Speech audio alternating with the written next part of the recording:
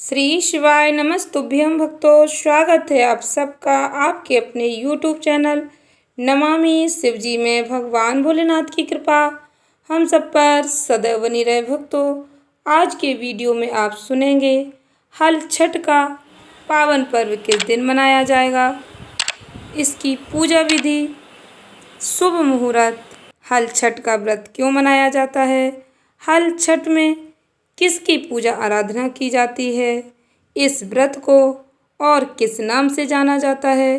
Video में पूरा समझाने का प्रयास करूंगी। एक एक बात बहुत ही महत्वपूर्ण होने वाली है। वीडियो को पूरा अवश्य सुनें। भक्तों, जैसा कि आप सभी लोग जानते, भाद्रपद मास व्रत और पर्व का पावन पवित्र महीना चल रहा है।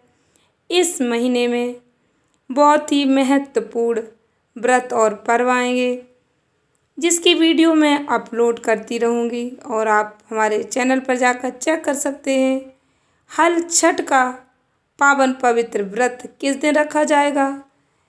इस छठ को ललई छठ, कंवर छठ, बलराम जयंती, रांधड़ छठ, हल षष्ठी व्रत आदि नामों से भी जाना जाता है। इसकी पूजा विधि क्या है, शुभ मुहूर्त क्या रहेगा, यह व्रत किस दिन रखा जाएगा, ध्यान से सुने भक्तों। हल छठ का पावन पर्व जन्माष्टमी से 2 दिन पहले मनाया जाता है। भक्तों, मान्यताओं के अनुसार इस दिन भगवान श्री कृष्ण के बड़े भाई बलराम जी का जन्म हुआ था। इसीलिए इस दिन बलराम जी की पूजा की जाती है। जो महिलाएं सच्चे मन से व्रत रखती हैं, उनकी संतान को दीर्घायु प्राप्त होती है। जिन महिलाओं के संतान नहीं है, जो माताएं संतान की इच्छा से इस व्रत को रखती हैं, उनकी संतान प्राप्ति की कामना अवश्य पूर्ण होती है। छठ मैया की कृपा उन पर अवश्य होती है। भक्तों, छठ का व्रत किस दिन रखा जाएगा, ध्यान से सुने। इस वर्ष हल छठ का व्रत 24 अगस्त शनिवार के दिन रखा जाएगा। पंचांग के अनुसार हल षष्ठी तिथि की शुरुआत 24 अगस्त की सुबह 7:51 यानी 51 मिनट पर होगी। इसका समापन भक्तों 25 अगस्त की सुबह 5:30 पर होगा। इसलिए भक्तों, यह व्रत 24 अगस्त को ही रखा जाएगा, क्योंकि 25 अगस्त को षष्ठी तिथि सुबह 5:30 पर ही समाप्त हो जाएगी। हल षष्ठी व्रत में कौन से देवी देवताओं की पूजा आराधना की जाती है। हल षष्ठी व्रत में शिव परिवार, भगवान भोलेनाथ, माता पार्वती, सिद्धि बुद्धि सहित गणेश भगवान जी, स्वामी कार्तिकेय, भगवान श्री कृष्ण, बलराम जी और हल षष्ठी माता छठी माता की पूजा आराधना की जाती है। जो माताएं माता छठ मैया की पूजा पूर्ण श्रद्धा भक्ति के साथ करती हैं, माता रानी की कृपा उन पर अवश्य होती है। भक्तों, षष्ठी का व्रत किस प्रकार रखा जाता है, इसकी पूजा विधि भाद्र माह के कृष्ण पक्ष की पंचमी तिथि से ही इस व्रत की शुरुआत हो जाती है। यानी इस व्रत के नियम शुरू हो जाते हैं। पंचमी तिथि को एक समय भोजन कर हल षष्ठी व्रत करने का संकल्प किया जाता है। षष्ठी के दिन प्रातःकाल स्नान आदि से निवृत्त होकर एक बार धोया यानी नवीन स्वच्छ वस्त्र धारण करें। माताएं सौभाग्यवती माँ सौभाग्य की सारी वस्तुएं श्रृंगार करें। 16 पूजा वाले स्थान को स्वच्छ गोबर से लीप कर वहाँ एक तालाब बनाएं। इस तालाब में झरवेरी, ताश, गूलर, पलाश की एक एक शाखा बंद कर बनाई जाती है। इसे हर छठ उसी तालाब में गाड़ दिया जाता है जहाँ आप जल भर कर रखते हैं। तालाब कैसे बनाएं इसकी भी विधि मैं वीडियो में आगे समझाऊंगी। तालाब में वरुण देव का पूजन करें। एक चौकी में मिट्टी से बनी शिव जी, पार्वती, गणेश जी, कार्तिकेय की मूर्ति बनाकर रखें। कागज पर या दीवार पर षष्ठी माता का भैंस के घी में सिंदूर से मूर्ति बनाएं। पूजन स्थल पर बच्चों के खिलौने भी रखें। हर छठ के समीप श्रृंगार का सारा सामान रखें। हल्दी से रंगा हुआ एक छोटा सा कपड़ा रखें, पोता, कलश रखें, गौरी गणेश जी रखें, भक्तों नवग्रह भी रखें। सभी का पूजन करें। पूजन में पसहर चावल, अक्षत, भैंस का दूध, दही, घी का उपयोग करें। इस पूजन में गाय के दूध, दही, घी का उपयोग नहीं किया जाता। पूजा में भक्तों लाई, भुने हुए या सूखे महुआ चढ़ाए जाते। सत अनाज, चना, जौ, गेहूँ, धान, अरहर, मक्का, मूंग आदि चढ़ाए जाते हैं। सत अनाजा बोलते हैं इसको। माता रानी की पूजा आराधना करने के बाद कथा अवश्य श्रवण करें। छठ माता के व्रत में 6 कथाएं श्रवण की जाती हैं। इसके बाद बड़ों का आशीर्वाद लें। बच्चों को प्रसाद के रूप में धान की लाई, भुना हुआ महुआ, चना, गेहूँ, अरहर आदि 6 प्रकार के अन्नों को मिलाकर बांटें। पूजन के बाद अपनी संतान के पीठ वाले भाग में कमर के पास पोता मारकर अपने आंचल से पोंछे। हल षष्ठी व्रत में क्या करें क्या नहीं इस बात का भी ध्यान रखें। इस दिन महुआ के दातुन करें। भोजन बनाते समय चम्मच के रूप में महुआ के पेड़ की लकड़ी का उपयोग करें। भोजन के लिए महुआ पेड़ के पत्ते का दोना पत्तल उपयोग किया जाता है। खाने में भक्तों पसहर चावल, बिना हल जुते उगने वाला भात, 6 प्रकार की भाजी का उपयोग किया जाता है। इसके बाद प्रसाद बच्चे बूढ़े को खाने के लिए दें। हल छठ के व्रत में भक्तों हल चली भूमि पर ना चलें। हल चले यानी जुती हुई जमीन पर नहीं चला जाता। जुते हुए जमीन का अन्न, फल, साग, सब्जी, कोई भी भोज्य पदार्थ का सेवन नहीं किया जाता। इस दिन भक्तों तामसिक भोजन को ना छुए। जो व्रत रखें वो भी नहीं और घर में भी तामसिक भोजन का उपयोग नहीं होना चाहिए। लहसुन प्याज का उपयोग ना करें। गाय के दूध, दही, घी का प्रयोग ना करें। इस दिन भक्तों किसी का अनादर ना करें, असत्य वचन ना कहें, झूठ नहीं बोलें, क्रोध नहीं करें। पूर्ण श्रद्धा भक्ति से छठी माता की पूजा आराधना करने से भक्तों को माता का आशीर्वाद प्राप्त होता है। भक्तों यह व्रत पुत्रवती माताएं रखती हैं। जो माताएं पुत्र प्राप्ति की कामना रखती हैं, संतान प्राप्ति की कामना रखती हैं, वो भी इस व्रत को रख सकती हैं। यदि किसी माता के किसी कारणवश माँ बनने में कोई बाधा आ रही है तो वो इस व्रत को उठाने का संकल्प ले सकती हैं।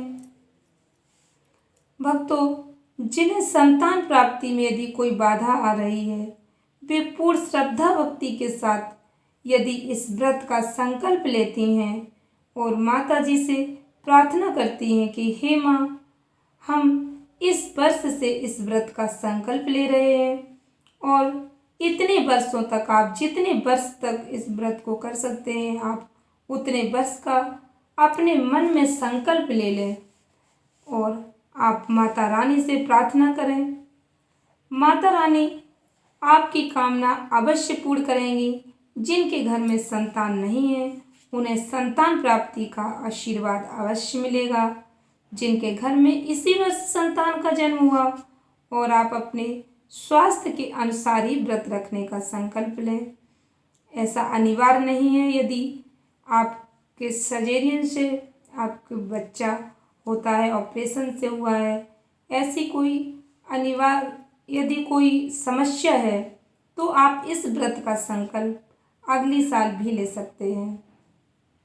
भक्तों, यह व्रत संतान के जीवन में आने वाले संकटों को दूर करता है। संतान को सुख समृद्धि का आशीर्वाद मिलता है। भक्तों, यदि आप पहली बार हल छठ का व्रत रखना चाहती हैं और आपके घर में यदि अचानक कोई सूतक पातक हो जाता है या फिर आप अशुद्ध हो जाती हैं, तो ऐसी विशेष परिस्थिति में व्रत का संकल्प ना लें। ऐसी स्थिति में आप व्रत शुरू यदि आप व्रत शुरू कर देती हैं, उसके बाद आपको पता चलता है कि कोई सूतक पातक है या फिर आप अशुद्ध हो जाती हैं, तो आप ऐसी परिस्थिति में व्रत नहीं छोड़ें, लेकिन आपको पूजा नहीं करनी है। भक्तों, व्रत के समय जो भी कमियां रह जाती हैं, यदि हम किसी कारणवश पूजा पाठ नहीं कर पाते हैं, दान पुण्य में कुछ कमी रह जाती है, वह सारी कमियां उद्यापन के समय पूर्ण हो जाती हैं। इसलिए यदि बीच में कुछ ऐसी विशेष परिस्थिति आ जाती है तो आप व्रत ना छोड़ें। व्रत का यदि आपने संकल्प कर लिया तो व्रत पूर्ण करें। पूजा नहीं कर पाते तो पूजा नहीं करें। एक बात और भक्तों, कई बार ऐसा भी होता है जब आपका स्वास्थ्य ठीक नहीं रहता और आप ऐसी स्थिति में भी व्रत रखते हैं, आपको इस बात का भय लगा रहता कि हमने व्रत नहीं कर पाया, अब हमें पाप लगेगा। व्रत रखने का पूरा प्रयास करते और सोचते हैं यदि हम व्रत नहीं कर पाए तो नुकसान हो जाएगा, बच्चों पर संकट आ जाएगा। ऐसा कुछ भी नहीं है। भगवान श्री कृष्ण कभी भी अपने भक्तों को दुखी नहीं देख सकते। भक्तों, भगवान तो सदैव अपने भक्तों पर कृपा बरसाते हैं। जो भक्त सच्चे मन से भगवान का स्मरण करते हैं, उस जगह पर भगवान अवश्य अपनी कृपा बरसाते। भगवान जी अत्यंत दयालु हैं। वह तो आतताई दुराचारी असुरों को भी माफ कर देते हैं। कई बार आप ऐसा भी सोचते यदि हम व्रत नहीं करेंगे तो हमारे पति पुत्र पर कोई संकट आ जाएगा। ऐसा कुछ भी नहीं। आप भगवान जी पर, अपने देवी देवताओं पर अपनी श्रद्धा बनाए रखें, उनकी पूजा आराधना करें, उनका ध्यान बनाए रखें। यदि किसी कारणवश आप व्रत नहीं रख पाते हैं, तब भी भगवान अपनी कृपा आपके ऊपर और आपके परिवार पर बनाए रखेंगे। कभी भी आपके परिवार का कोई अहित नहीं होगा।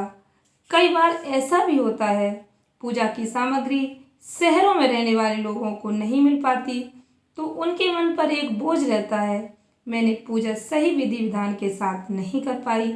ऐसा कुछ नहीं। आपके पास जो भी पूजा सामग्री है, आप उसी से अपनी पूजा आराधना पूर्ण कर सकते हैं। भक्तों, जो लोग पहली बार व्रत कर रहे, ध्यान से सुने। जब आप इस व्रत को करने का संकल्प लेते हैं तो इस बात का ध्यान रखें, हल छठ की पूजा दोपहर 12 बजे के बाद होती है। इस व्रत में एक बात का ध्यान रहे, इस व्रत की पूजा किसी पवित्र नदी, सरोवर, तालाब के किनारे की जाती है। जिस प्रकार डाला छठ बिहार में सामूहिक रूप से पूजा आराधना की जाती है डाला छठ पर, उसी प्रकार इस छठ की पूजा भी सामूहिक रूप से ही की जाती है। गांव में तो कई महिलाएं कहीं पर कच्ची जगह में एक जगह गड्ढा बनाकर जल भर लेती हैं। जहां पर नदी तालाब नहीं होता, वहां पर सामूहिक रूप से पूजा कर लेती। अब शहरों में तो सभी जगह जमीन पक्की रहती। कई बार आप किराए पर रहते, फ्लैट में रहते, तो ऐसी स्थिति में आप कैसे तालाब बनाएंगे, कैसे पानी भरेंगे? तो आप ऐसी विशेष परिस्थिति में एक परात रख लें। जैसे कि हमारे यहाँ कहावत भी है, मन चंगा तो कठौती में गंगा। इसी प्रकार आप उस परात के जल को ही गंगा मैया मानकर पूजा करें। इस व्रत में पंच पल्लव, जो मैंने पहले वीडियो में बताया शुरू में, 5 प्रकार के पत्तों की आवश्यकता पड़ती है। भक्तों, कुश घास का पिंड चाहिए रहता। इस कुश घास के पिंड को जल के बीच में लगा दिया जाता और इसी में छठ मैया का आवाहन किया जाता है। आप इस कुछ घास के पिंड को कलश में जल भरकर उसको भी रख सकते हैं और उस कलश में छठ मैया का आवाहन करें। पीले वस्त्र धारण करें, पीले चंदन हल्दी का तिलक छठ मैया को लगाएं। यदि आप पहली बार व्रत शुरू कर रहे हैं तो विशेष पूजा दान करना चाहिए। भक्तों, कोई भी व्रत जब आप पहली बार शुरुआत करते हैं और उद्यापन करते हैं तो विशेष दान पुण्य करना चाहिए। बीच के व्रत में जो भी कम ज़्यादा जैसा भी कर पाते कर सकते हैं। पहली बार जब आप कोई व्रत रखते हैं तो पुत्रवती माता को श्रृंगार का सामान, साड़ी, बच्चे के खिलौने, कपड़े आदि देकर आशीर्वाद मांगें। आपकी तरह हम भी पुत्रवती हो जाएं, हमारा भी वंश आगे बढ़े, पुत्र स्वस्थ और दीर्घायु हो, ऐसी अपने मन में कामना करके पुत्रवती माता के पैर छुएं। जिस माता की गोदी में पुत्र हो उस माता को श्रृंगार का सामान, बच्चे के खिलौने, कपड़े देकर उनका आशीर्वाद लें। छठ मैया की पूजा की सारी तैयारी आपको पहले ही करके रखनी है। घड़ी में जब 12 बजेंगे उसके बाद आपको पूजा शुरू करनी है। तब तक आप हाथ में चावल लेकर छठ मैया की 6 कहानियाँ यदि आप पढ़ पाते हैं तो आप पढ़ें, नहीं तो आप मोबाइल में चलाकर अवश्य सुनें। छठ मैया की 6 कहानियाँ अवश्य सुननी चाहिए। यदि आप अकेले तब भी आपको ये 6 कहानियाँ सुननी है। यदि आप सामूहिक रूप से पूजा कर रहे हैं तो उन महिलाओं में यदि कोई कहानियाँ सुनाना जानता है तो आप उनसे भी सुन सकते हैं, पंडित जी को बुलाकर भी सुन सकते हैं। कहने का तात्पर्य है छठ मैया की 6 कहानियाँ अवश्य श्रवण करें। महिलाएं हाथ में चावल लिए रहती, जब एक कहानी पूरी होती तो वह अक्षत यानी जिसका कभी क्षय ना हो, टूटे हुए चावल नहीं होने चाहिए। जो चावल हाथ में रहे पकड़े हैं उन्हें एक कहानी पूरी हो जाने के बाद जो आपने गड्ढा, तालाब, नदी, सरोवर जहाँ पर भी आप पूजा कर रहे हैं उसी जल में डाल देना है। इसी प्रकार 6 कहानियाँ सुनकर छठों बार अक्षत जैसे ही कहानी समाप्त होती है उस गड्ढे, तालाब, सरोवर में, नदी में जहाँ पर भी आप पूजा कर रहे हैं कहानी समाप्त होने के बाद वो अक्षत उसी में डाल देने हैं। कहानी सुनने के बाद घी का दीपक जलाएं, महुआ का प्रसाद चढ़ाएं। भक्तों, भैंस का दही होना चाहिए। इस दिन आंकड़े के फूल की बत्ती बनाई जाती है। कहा जाता रुई की बत्ती नहीं बनाई जाती। यदि आंकड़े का फूल मिल जाए तो उसी की बत्ती बना लें। यदि आप घर में पूजा कर रहे हैं तब भी कलश रखें। नदी, तालाब के किनारे पूजा करते हैं तो वहाँ पर भी कलश रखा जाता है, क्योंकि कलश में ही पंचपल्लव, नारियल, हल्दी, सुपारी, अक्षत डालकर भगवान का आवाहन करते हैं। छठ मैया का आवाहन करेंगे। भक्तों, जब सब पूजा हो जाए तो परात, कलश आपने जो भी रखा है उसकी 6 परिक्रमा करें, क्योंकि नदी, तालाब की परिक्रमा नहीं लगाई जा सकती। तो आपने जो भी कलश रखा है आप उसकी 6 परिक्रमा लगाएं। कई बार ऐसा भी होता है, कई लोग उल्टी परिक्रमा लगा लेते हैं। परिक्रमा उल्टी नहीं लगानी चाहिए। हमेशा बाएं हाथ की तरफ से घूमकर दाएं हाथ की तरफ आएं। उल्टी परिक्रमा नहीं करनी चाहिए। उल्टी परिक्रमा करने से आपके पुण्य, पूजा का फल वहीं छूट जाता है। भक्तों, परिक्रमा करते समय ध्यान रखें लाल अक्षत टूटे हुए नहीं होने चाहिए।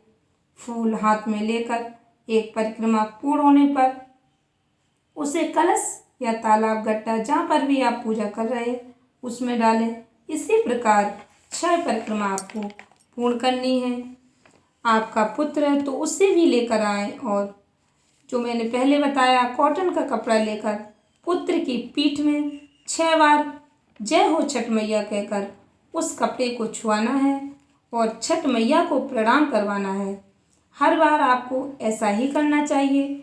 आपका पुत्र जैसे जैसे बड़ा होता है या बड़े होते हैं तो उन्हें यह बताना चाहिए, उनमें ये संस्कार होने अति आवश्यक है कि भगवान को क्यों प्रणाम करना चाहिए, इनसे आशीर्वाद क्यों लेना चाहिए। माता को पिता जब पूजा करके उठे तो उन्हें क्यों प्रणाम करना चाहिए? क्योंकि जब माता पिता पूजा पाठ करके खड़े होते हैं और पुत्र या पुत्र वधू उनके पैर छूकर उनकी पूजा का संपूर्ण फल प्राप्त कर लेते हैं। मात्र पैर छूकर आशीर्वाद लेने से ही माता पिता के संपूर्ण पुण्य पुत्र पुत्र वधू को प्राप्त हो जाते हैं।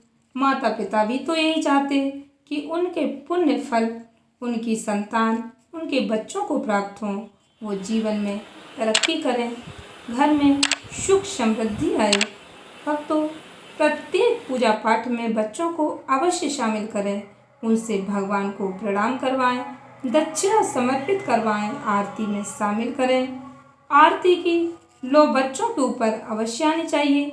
इससे नेगेटिविटी समाप्त होती है, नकारात्मकता दूर होती है। आप पहली बार पूजा करें तो संपूर्ण वस्त्र नए पहने, काले या नीले रंग के कपड़े ना पहने, किसी का दिया हुआ किसी से लेकर कभी पूजा पाठ में वस्त्र नहीं पहनने चाहिए। आपको अपनी स्वयं की साड़ी पहनकर ही कोई भी पूजा पाठ हो, स्वयं की साड़ी पहनकर ही करनी चाहिए। कई बार महिलाओं में ऐसा होता है, उन्हें दूसरे की अपनी सहेली की कोई साड़ी अच्छी लगती तो वह पूजा में मांग कर पहन लेती हैं। ऐसा कभी नहीं करना चाहिए। आपके पास जैसी भी साड़ी है आपको अपनी ही पहननी चाहिए। भक्तों, एक बात का और विशेष ध्यान रखना है, कितना भी कीमती कपड़ा हो, कटा हुआ जला हुआ वस्त्र कभी भी पूजा में नहीं पहनना चाहिए। जब आप पूजा करें तो भक्तों, खाने में लाल पसहर का चावल ही इस्तेमाल करें। जैसा कि मैंने पहले भी वीडियो में इस बात को समझाया है कि आपको व्रत में क्या क्या खाना है। दूध बिना शक्कर के ही आपको डालना है, बिना शक्कर का दूध, दही खाना है, जो भी आपको पसंद है, उसमें शक्कर नहीं डालनी, क्योंकि हल्क से जुती हुई कोई भी सामग्री हल्क षष्ठी व्रत में इस्तेमाल नहीं की जाती है। भक्तों, आशा करती हूँ आपको यह वीडियो अच्छी लगी होगी, पसंद आई हो तो वीडियो को अधिक से अधिक भक्तों को शेयर अवश्य करें।